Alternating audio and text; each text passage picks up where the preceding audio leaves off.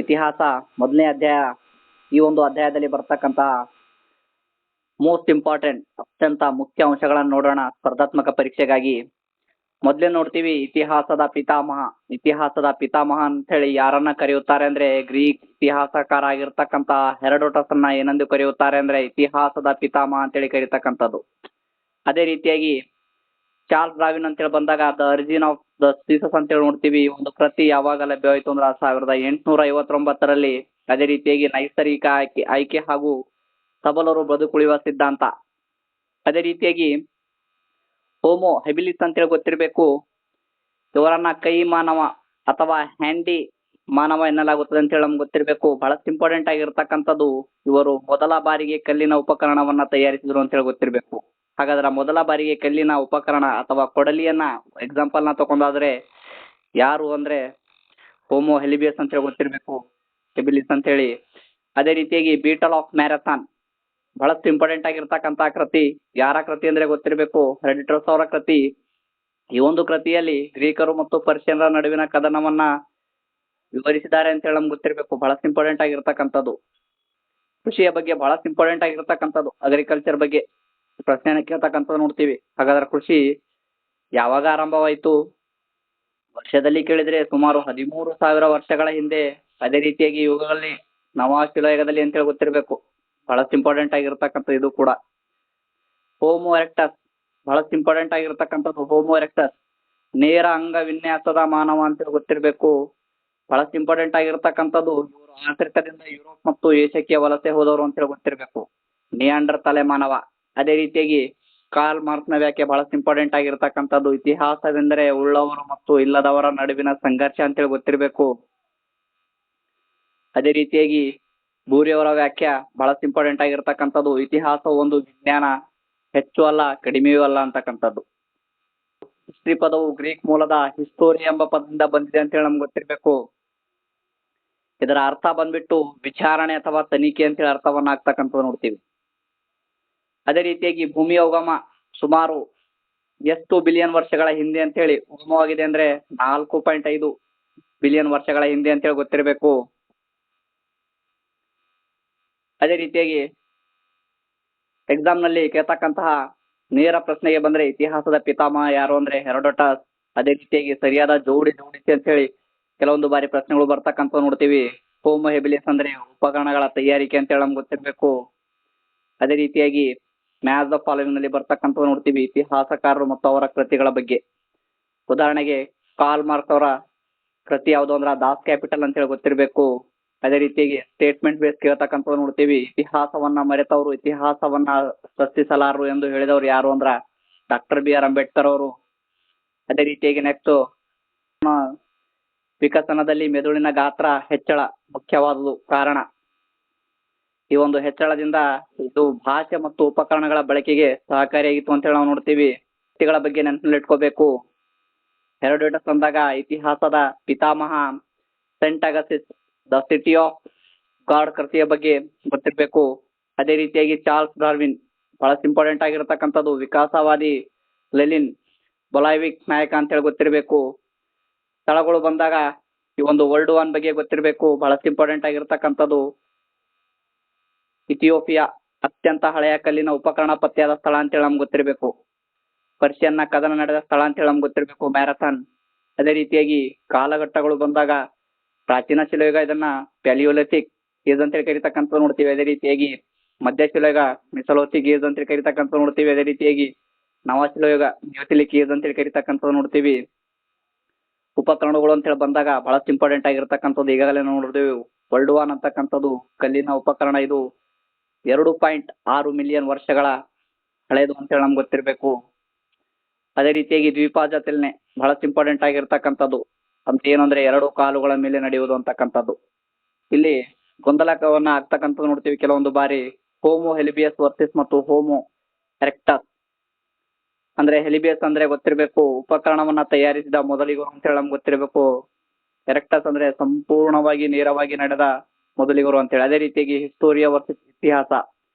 Historia ಅಂತಕ್ಕಂಥದ್ದು Greek ಪದ. ಇದರ ಒಂದು ಅರ್ಥ ಬಂದ್ಬಿಟ್ಟು ವಿಚಾರಣೆ. ಅದೇ ರೀತಿಯಾಗಿ ಇತಿಹಾಸ ಅಂತಕ್ಕಂಥದ್ದು ಸಂಸ್ಕೃತ ಪದ.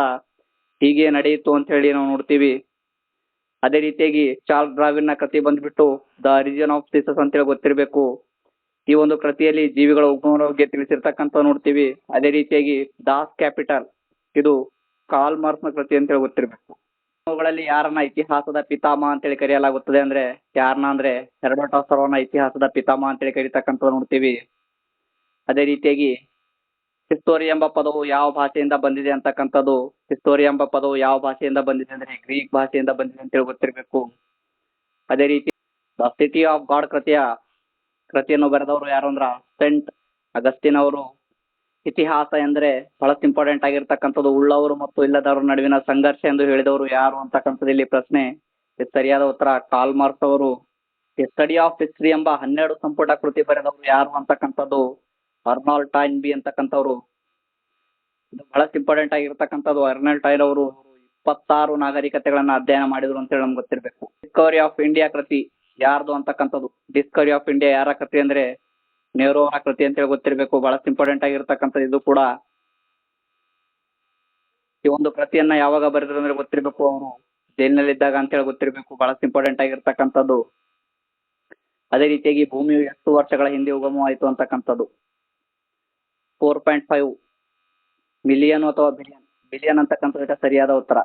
ಮಾನವನ ವಿಕಸನದ ಬಗ್ಗೆ ನೈಸರ್ಗಿಕ ಆಯ್ಕೆ ಸಿದ್ಧಾಂತವನ್ನ ಮಂಡಿಸಿದವರು ಯಾರು ಅಂತಕ್ಕಂಥದ್ದು ಯಾರು ಅಂದ್ರೆ ಚಾರ್ಲ್ಸ್ ಡಾರ್ವಿನ್ ಅವರು ಮಂಡಿಸ್ತಾರೆ. ಈಗಾಗಲೇ ನಾವು ನೋಡಿದೆವು ಪ್ರಮುಖ ಅಂಶಗಳಲ್ಲಿ. ಬಹಳಷ್ಟು ಇಂಪಾರ್ಟೆಂಟ್ ಆಗಿರ್ತಕ್ಕಂಥದ್ದು.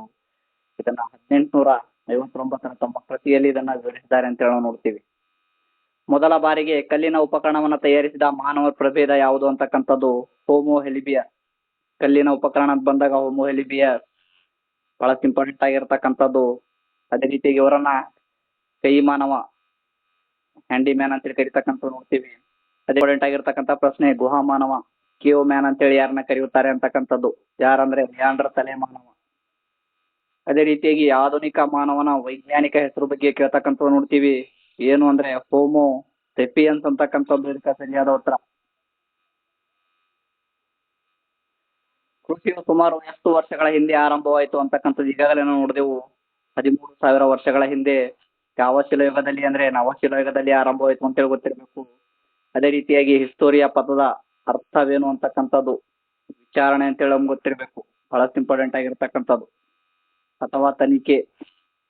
ಯಾರ ಕಾಲವನ್ನ ಇತಿಹಾಸದ ಆರ್ಥಿಕ ವ್ಯಾಖ್ಯಾನದ ಕಾಲವೆನ್ನಲಾಗುತ್ತದೆ ಅಂದ್ರೆ ಕಾರ್ಲ್ ಮಾರ್ಕ್ಸ್ ಅವರ ಕಾಲವನ್ನ.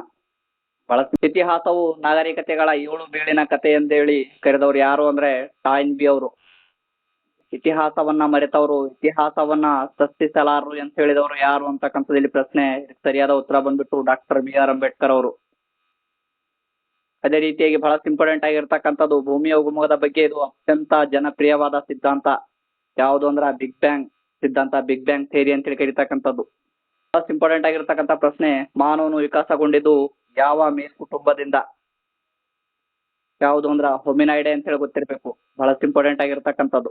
ಅದೇ ರೀತಿಯಾಗಿ ಅತಿ ಹಳೆಯ ಕಲ್ಲಿನ ಉಪಕರಣಗಳು ಓಲ್ಡ್ ಒನ್ ಎಲ್ಲಿ ಪತ್ತೆ ಆದವು ಅಂತಕ್ಕಂಥದ್ದು ಈಗಾಗಲೇ ನೋಡಿದೆವು ಇಥಿಯೋಪಿಯಾ. ಅದೇ ರೀತಿಯಾಗಿ ನೋಡ್ತೀವಿ ಅಸ್ಟ್ರಲೋಥಿಕ್ಸ್ ಎಂದ್ರೆ ಅರ್ಥವೇನು ಅಂತಕ್ಕಂಥದ್ದು. ಅಸ್ಟ್ರಲೋಥಿಕ್ಸ್ ಅಂದ್ರೆ ಗೊತ್ತಿರಬೇಕು ದಕ್ಷಿಣ ವಾನರ ಅಂತ ಹೇಳಿ. ಬಹಳಷ್ಟು ಇಂಪಾರ್ಟೆಂಟ್ ಆಗಿರ್ತಕ್ಕಂಥದ್ದು. ಇವರು 3.2 ಮಿಲಿಯನ್ ವರ್ಷಗಳ ಹಿಂದೆ ಇದ್ರು ಅಂತ ಹೇಳಿ ನಾವು ನೋಡ್ತೀವಿ. ಅದೇ ರೀತಿಯಾಗಿ ದ್ವಿಪಾದ ಚಲನೆ ಅಂದ್ರೆ ಗೊತ್ತಿರಬೇಕು 2 ಕಾಲುಗಳ ನಡಿಗೆ ಅಂತೇಳಿ. ಈ ಒಂದು ಅಂಶಗಳು ನೆನಪಿನಲ್ಲಿ ಇಟ್ಕೋಬೇಕು. ಬಹಳಷ್ಟು ಇಂಪಾರ್ಟೆಂಟ್ ಆಗಿರ್ತಕ್ಕಂಥದ್ದು. ಇತಿಹಾಸ ಬಹಳಷ್ಟು ಇಂಪಾರ್ಟೆಂಟ್ ಆಗಿರ್ತಕ್ಕಂಥದ್ದು. ಗ್ರೀಕ್ ಪದ. ಅದೇ ರೀತಿಯಾಗಿ ಹಿಸ್ಟೋರಿಯಾ ಅಂತಕ್ಕಂಥದ್ದು ಅರ್ಥ ಗೊತ್ತಿರಬೇಕು. ವಿಚಾರಣೆ ಅಥವಾ ತನಿಖೆ ಅಂತೇಳಿ ಗೊತ್ತಿರಬೇಕು. ಹೆರೋಡೋಟಸ್ ಇತಿಹಾಸದ ಪಿತಾಮಹ ಅಂತೇಳಿ ಗೊತ್ತಿರಬೇಕು. ಅದೇ ರೀತಿಯಾಗಿ ವ್ಯಾಖ್ಯಾನಕಾರರು ಬಂದಾಗ ಕಾರ್ಲ್ ಮಾರ್ಕ್ಸ್ ಅವರು ವರ್ಗ ಸಂಘರ್ಷ, ಪೂರಿ ಅವರು ವಿಜ್ಞಾನ, ಟಾಯ್ನ್ಬಿ ಅವರು ನಾಗರಿಕತೆಗಳ ಬಗ್ಗೆ, ಅಗಸ್ಟಿನ್ ಇವರು ದೈವ ಸಂಘರ್ಷ ಬಹಳಷ್ಟು ಇಂಪಾರ್ಟೆಂಟ್ ಆಗಿರ್ತಕ್ಕಂಥದ್ದು. ಅದೇ ರೀತಿಯಾಗಿ ಭೂಮಿ 4.5 ಬಿಲಿಯನ್ ವರ್ಷಗಳ ಹಿಂದೆ ಉಗಮವಾಯಿತು ಅಂತೇಳಿ ಗೊತ್ತಿರಬೇಕು. ಅದೇ ರೀತಿಯಾಗಿ ಡಾರ್ವಿನ್ ಅವರ ಸಿದ್ಧಾಂತ ಬಹಳಷ್ಟು ಇಂಪಾರ್ಟೆಂಟ್ ಆಗಿರ್ತಕ್ಕಂಥದ್ದು 1859ರಲ್ಲಿ. ಅದೇ ರೀತಿಯಾಗಿ ಅಸ್ಟ್ರಲೋಥಿಕ್ಸ್ ಅಂದ್ರೆ ಹೋಮೋ ಹೆಲಿಬಿಯಸ್ ಇವರು ಉಪಕರಣವನ್ನ ತಯಾರಿಸಿದರು ಅಂತ ಹೇಳಿ ನಮ್ಗೆ ಗೊತ್ತಿರಬೇಕು. ಅದೇ ರೀತಿಯಾಗಿ ಹೋಮೋ ಎರೆಕ್ಟಸ್ ಅಂದ್ರೆ ನೇರವಾಗಿ ನಡಿಗೆನ ಪ್ರಾರಂಭಿಸಿದವರು ನೋಡ್ತೀವಿ. ಅದೇ ರೀತಿಯಾಗಿ ನಿಯಾಂಡರ್ ತಲೆ ಮಾನವ ಬೆಂಕಿಯ ಒಂದು ಬಳಕೆಯನ್ನ ಅರಿವಿತ್ತು ಅಂತೇಳಿ ಗೊತ್ತಿರಬೇಕು. ಹೋಮೋ ಸೆಪಿಯನ್ ಆಧುನಿಕ ಮಾನವ ಅಂತೇಳಿ ಗೊತ್ತಿರಬೇಕು. ಅದೇ ರೀತಿಯಾಗಿ ತಿಳುವಳಿಕೆಯ ಮಾನವ ಅಂತೇಳಿ ಅರ್ಥ ಅಂತೇಳಿ ನಮ್ಗೆ ಗೊತ್ತಿರಬೇಕು. ಅದೇ ರೀತಿಯಾಗಿ ಕೃಷಿಯ ಆರಂಭ ಯಾವಾಗ ಆಯ್ತು ಅಂತ ಹೇಳಿ ನಮ್ಗೆ ಗೊತ್ತಿರಬೇಕು. 13,000 ವರ್ಷಗಳ ಹಿಂದೆ.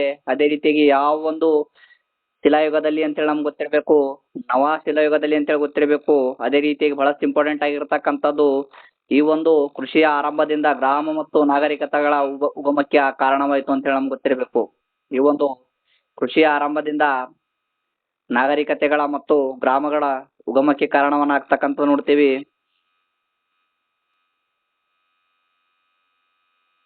ಅದೇ ರೀತಿಯಾಗಿ ಇಂಪಾರ್ಟೆಂಟ್ ಆಗಿರ್ತಕ್ಕಂಥದ್ದು ಇತಿಹಾಸದ ಪಿತಾಮಹ ಹೆರೋಡೋಟಸ್. ಹಿಸ್ಟೋರಿ ಅಂದ್ರೆ ವಿಚಾರಣೆ. The city of God saint Augustine ಕೃತಿ. ದಾಸ್ ಕ್ಯಾಪಿಟಲ್ ಅಂತಕ್ಕಂಥದ್ದು ಕಾರ್ಲ್ ಅವರ ಕೃತಿ. ಇತಿಹಾಸ ಒಂದು ವಿಜ್ಞಾನ ಅಂತ ಹೇಳಿದವರು ಯಾರು ಅಂದ್ರೆ ಜೆ.ಬಿ. ಬೋರಿ ಅವರು. ಜೀವಿಗಳ ಉಗಮ ಕೃತಿ ಚಾರ್ಲ್ಸ್ ಡಾರ್ವಿನ್ ಅವರದು. ಅದೇ ರೀತಿಯಾಗಿ ಭೂಮಿಯ ವಯಸ್ಸು 4.5 ಬಿಲಿಯನ್ ವರ್ಷ. ಅದೇ ರೀತಿಯಾಗಿ ಬಹಳಷ್ಟು ಇಂಪಾರ್ಟೆಂಟ್ ಆಗಿರ್ತಕ್ಕಂಥದ್ದು ಮಹಾಸ್ಫೋಟ ಅಥವಾ ಬಿಗ್ ಬ್ಯಾಂಗ್ ಥಿಯರಿ ಅಂತೇಳಿ ಕರಿತಕ್ಕಂಥದ್ದು ನೋಡ್ತೀವಿ. ಇದ್ರ ಬಗ್ಗೆನೂ ಕೂಡ ಗೊತ್ತಿರಬೇಕು. ಅದೇ ರೀತಿಯಾಗಿ ದಕ್ಷಿಣ ವಾನರ ಅಂದ್ರೆ ಅಸ್ಟ್ರೋಲೋಥಿಕ್ಸ್. ಕೈ ಮಾನವ ಅಂದ್ರೆ ಹೋಮೋ ಹೆಲಿಬಿಯಾಸ್. ಹ್ಯಾಂಡಿಮ್ಯಾನ್ ಅಂತೇಳಿ ಕರಿತಕ್ಕಂಥದ್ದು ನೋಡ್ತೀವಿ. ನೇರಂಗ ವಿನ್ಯಾಸ ಮಾನವ ಹೋಮೋ ಎರೆಕ್ಟಸ್. ಅದೇ ರೀತಿಯಾಗಿ ಬೆಂಕಿಯ ಬಳಕೆ ನಿಯಾಂಡರ್ ತಲೆ ಮಾನವ ಅಂತೇಳಿ ಗೊತ್ತಿರಬೇಕು. ತಿಳುವಳಿಕೆ ಉಳ್ಳ ಮಾನವ ಅಥವಾ ಹೋಮೋ ಸೆಪಿಯನ್ಸ್ ಅಂತೇಳಿ ಕರಿತಕ್ಕಂಥದ್ದು ನೋಡ್ತೀವಿ. ಆಧುನಿಕ ಮಾನವ. ಒಲ್ಡುವಾನ್ ಉಪಕರಣ ಎಲ್ಲಿ ಕಂಡು ಬರ್ತದ ಅಂದ್ರೆ ಇಥಿಯೋಪಿಯಾ. ಅದೇ ರೀತಿಯಾಗಿ ಕೃಷಿಯ ಆರಂಭವಾಗಿರ್ತಕ್ಕಂಥದ್ದು 13,000 ವರ್ಷಗಳ ಹಿಂದೆ ನವಶಿಲಾಯುಗದಲ್ಲಿ ಅಂತೇಳಿ ಗೊತ್ತಿರಬೇಕು. ಅದೇ ರೀತಿಯಾಗಿ ಹಿಸ್ಟೋರಿ ಎಂಬ ಪದದ ಮೂಲ ಭಾಷೆ ಯಾವುದು ಅಂದ್ರೆ ಗ್ರೀಕ್ ಅಂತೇಳಿ ಗೊತ್ತಿರಬೇಕು. ಬಹಳಷ್ಟು ಇಂಪಾರ್ಟೆಂಟ್ ಆಗಿರ್ತಕ್ಕಂಥದ್ದು ಇದು ಕೂಡ.